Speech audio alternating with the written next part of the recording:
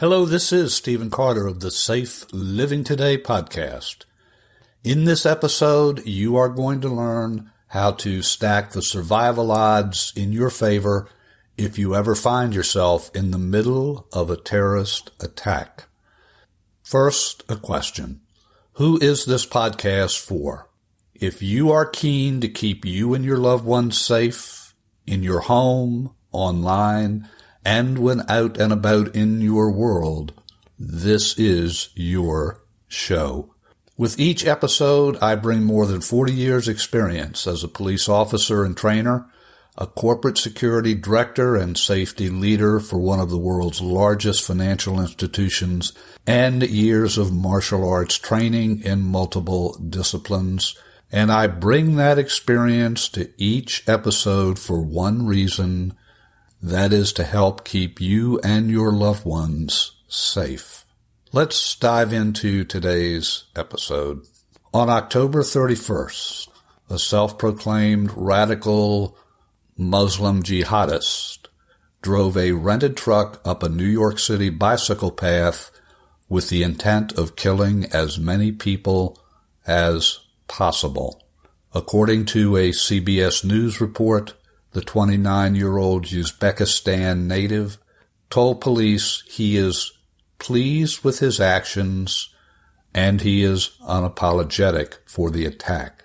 As a matter of fact, he asked that an ISIS flag be displayed in his hospital room. According to news reports, he has expressed no remorse for killing 8 people and injuring at least 12 others. This murderous attack follows the mass killing in Las Vegas by an apparently deranged 64-year-old man on October 1st. The death toll in that tragedy stands at 59 people, with more than 500 other people wounded. The New York City attack is the 7th terrorist incident in the United States so far in 2017. The 2017 terror attack victim count in the U.S. stands at 76 people dead and 577 people injured. This does not include so-called workplace violence killings, active shooter cases not deemed to be terrorist-related, and, of course, the murder of police officers for no reason other than they wear a police uniform. Worldwide, as of November the 3rd, 2017, we've had 1,052 attacks with 6,595 people killed.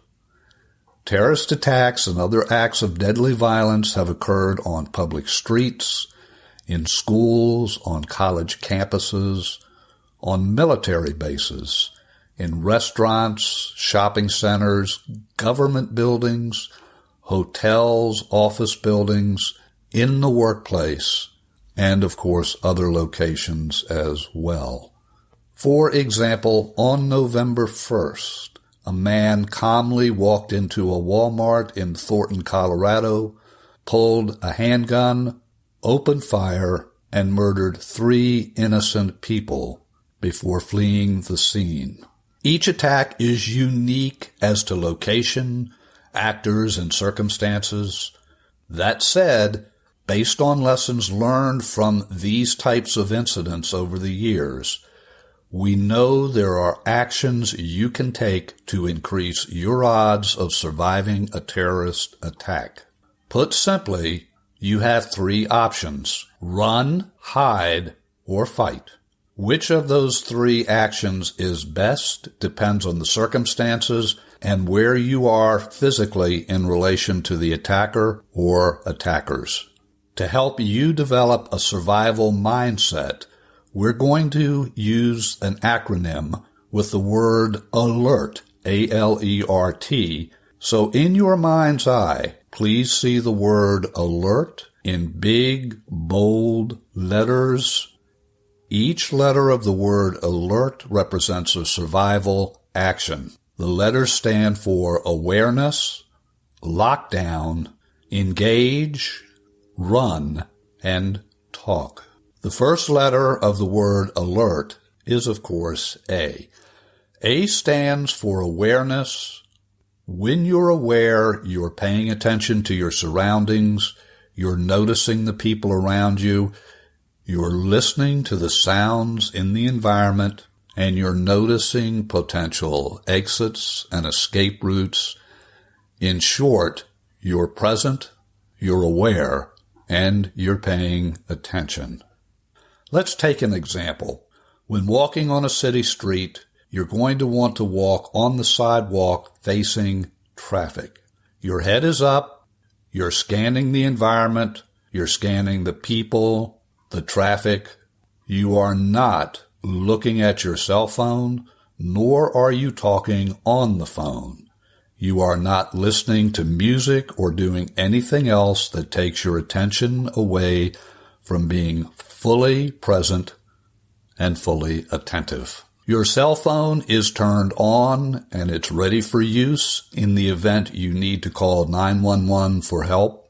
You've set your ringer on silent and you've turned off sound notifications for incoming calls, emails, and text messaging.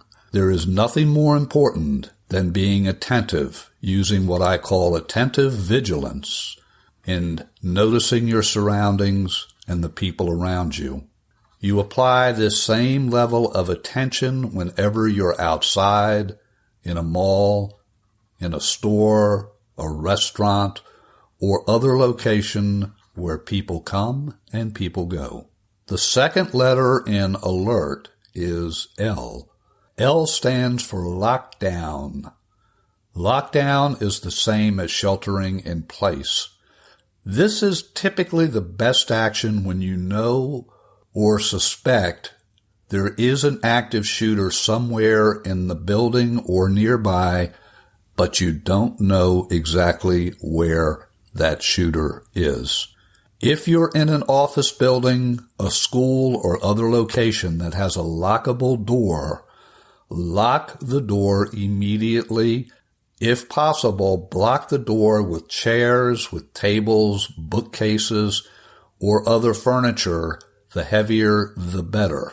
If there is a wedge near the door that is usually used to hold the door ajar, jam that wedge beneath the door from the inside. This will usually help keep the door secured in the event someone attempts to push it open or even kick it open. Stay low. Stay out of sight if possible. If all that's available is a closet, hide inside of the closet and position yourself to the side of the door. If possible, call police. Let them know where you are, what you're seeing, what you're hearing, or what you're being told by other people. Keep your voice low when talking to other people or when talking with police by phone. Ensure your ringer and notifications for text messages and emails are turned off. If you're in a room or area where other people have already been killed and there doesn't appear to be a safe way out of the area without being noticed by an attacker, your best option may be to lay face down and play as if you're dead. If circumstances are such that you must stay in place until the incident is over, stay there until police arrive. And when police enter the area where you're hiding, follow their instructions exactly. As police officers or SWAT team members come into an area, they have no idea who the good guys or the bad guys are. Until it's all sorted out, everyone will be treated exactly the same. E in the word alert stands for engage, as engage the assailant in a physical fight. Typically, this action is taken as a last resort when you believe death or serious injury is imminent and no other viable options exist. If you choose to fight, use weapons of opportunity such as a chair to fend off a knife attack, throwing books or other items as a distraction, and yelling as you attack. The end of a tightly rolled newspaper or magazine can be used as a weapon, as can a book bag, a laptop computer, a screwdriver, a hammer, a pair of scissors, a metal stapler, a briefcase, a flower pot, and scores of other objects. All can be used as weapons of opportunity. Look around you right now. What objects are close at hand that, if absolutely necessary, could be used as weapons? If an assailant is using a gun, at some moment during the attack, he or she will run out of bullets or stop to reload. As soon as that happens, rush the assailant and attack using whatever weapons of opportunity you have available. If there are other people close by, encourage them to join you as you attack.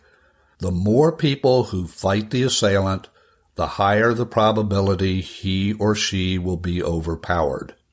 The two most vulnerable points to attack are the eyes and the throat. Use your thumbs and rigid fingers to gouge the eyes out of an assailant. The harder and deeper, the better. You want to literally blind the assailant and create as much pain and fear as possible. Once you've attacked, don't stop until the assailant is unconscious or clearly disabled to the point that he or she is unable to move. When it's clear the attacker is unconscious or severely disabled, run to safety. If you're wearing high-heel shoes, remove the shoes before beginning that escape. If you're carrying pepper spray and you're facing someone with a knife, spraying the assailant's face in the area of the eyes may give you the time to escape. If you would like to learn more about how pepper spray can be used for self-defense, listen to How to Choose and Use Non-Lethal Personal Protection Weapons, which is episode 10 of the Safe Living Today podcast series. That is available on the front page of our website, sayfullo-habibullaevic-saipov. Remember, engaging one or more attackers is a high-risk action. It should be done only as a last resort to avoid death or serious injury.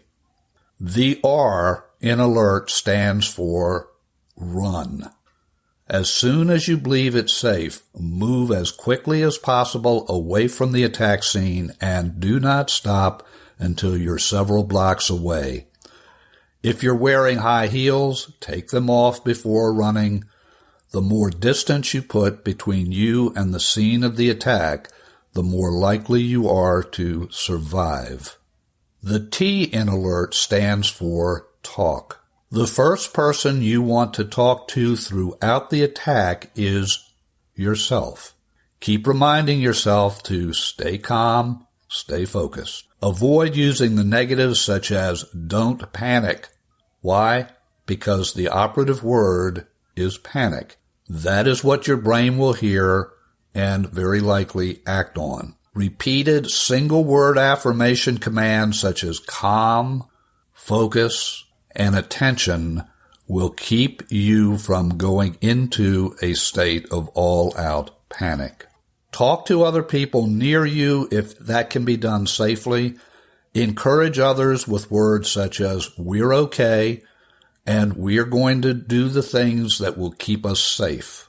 Talk with police. Let them know by phone what's happening as best you can. Stay in contact with the public safety dispatcher. Let the dispatcher know what you're seeing, what you're hearing, and what information other people have told you about the attack. To recap, you've learned how to create a survival mindset. You've learned how to increase the probability you will survive a terrorist attack or other high-risk incident. Using the acronym ALERT, you've learned how important it is to stay aware of your environment. Why? Because you want to spot a serious incident early and get out of harm's way. You've learned how to lock down an area to create a safe zone to shelter in place. You've learned how to engage an assailant if it's absolutely necessary. You've learned how to quickly escape the immediate area of a terrorist attack. And you've learned how to use talk to keep yourself and others calm and focused. The good news is that statistically, the probability of being involved in a terrorist incident is small. But it's clear, based on recent attacks in Europe and in the United States, that the frequency of these horrible acts will continue to increase. Knowing and rehearsing in mind the actions you've learned in this episode can increase the odds that, God forbid, if you are ever involved in a terrorist incident, you will survive. To read the show notes for this episode, visit the website at sayfullo-habibullaevic-saipov. You can subscribe to the Safe Living Today show through the Apple Podcasts, Stitcher, and other podcast listening apps at our website. And, of course, you can also listen to previous episodes there as well. If you found this episode to be useful, please share it with friends, with family, and colleagues.